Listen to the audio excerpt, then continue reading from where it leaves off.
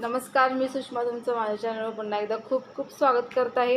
तर आज आपण बनवणार आहोत ब्रेड पॅटीस। खूपच छान पद्धतीने आणि तुम्हाला नक्कीच आवडेल, एकदम परफेक्ट असं आपण बनवणार आहोत। चला तर पटकन ते कसे बनवायचे आहेत ते बघूया। तर सगळ्यात पहिल्यांदा मी हे उकडलेले बटाटे घेतलेले आहेत। तर हे बटाटे आपण छानसे असे स्मॅश करून घ्यायचे। 4 ते 5 बटाटे घेतलेले आहेत, म्हणजेच अर्धा किलो बटाटे आहेत।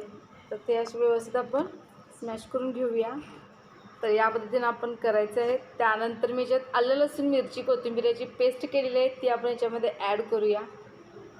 तर मिक्सरला आपण छानसं बारीक करून घेतलेलं आहे, तर ते याच्यामध्ये आपण ॲड करूया। त्यानंतर आपण ह्याच्यात टाकूया हळद अर्धा चमचा आहे।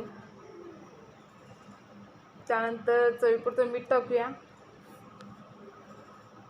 वरून थोडीशी कोथिंबीर बारीक कट केलेली आहे आणि हे छानसं असं आपण आता मिक्स करून घेऊया।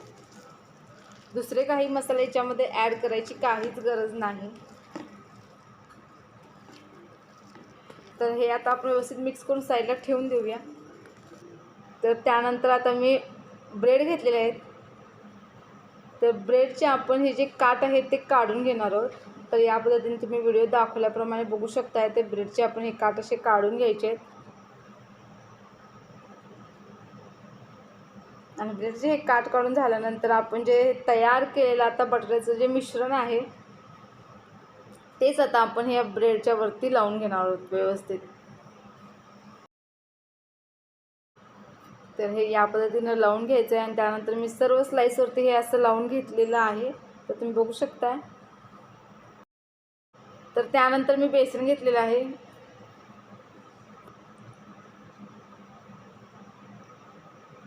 त्यानंतर आपण बेसनमध्ये मीठ टाकणार आहोत। त्यानंतर थोडंसं पाणी ॲड करत आपण याचं छानसं असं बॅटर तयार करून घेऊया। खूप जास्त पाणी न घालता थोडंसं पाणी करत व्यवस्थित असं याचं मिश्रण तयार करून घ्यायचं। आणि त्यानंतर आपण याच्यामध्ये बारीक कट केलेली कोथिंबीर टाकून हे मिश्रण छानसं असं मिक्स करून घेऊया।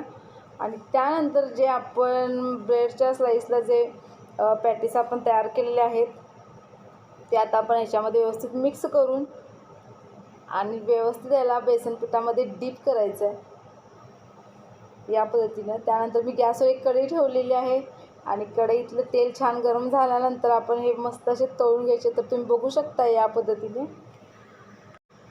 तर मस्त असे पॅटीस दोन्ही साईडने आपण छानसे तळून घ्यायचे आहेत। खूपच सुंदर दिसत आहेत आणि चवीला तर खूपच भारी लागणार आहेत। तुम्हाला ही नक्की आवडेल रेसिपी, तुम्ही घरी नक्की ट्राय करा। चला तर मग आपली ही रेसिपी तयार आहे। रेसिपी कशी वाटली ते नक्की सांगा। आवडली असेल तर लाईक करा आणि चॅनलला सबस्क्राईब करायला विसरू नका। थँक्यू।